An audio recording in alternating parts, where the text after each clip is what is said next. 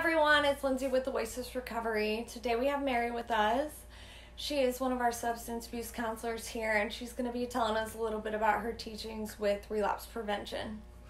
Well, what I like to start with when I'm talking about helping people prevent relapse is to talk a little bit about the post-acute withdrawal syndrome. Mm-hmm. That's a group of symptoms that you can experience after you go through initial withdrawal. Yeah.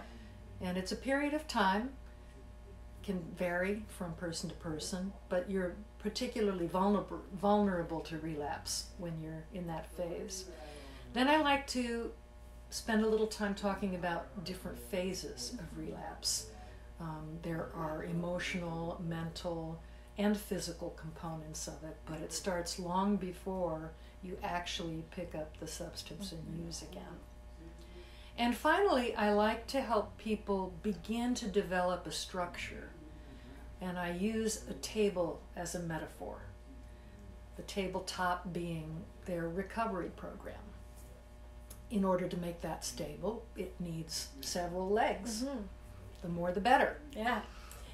And those legs are community, whether it's the 12-step program or another recovery community, a mentor or a sponsor, someone who's a peer, who's been through it before, who can really help you walk forward and on your path, and a path itself, which in the 12-step groups is the 12 steps, but some sort of structure that you can use to continue your development as a human being, because what happens in addiction is that development gets interrupted. Yeah.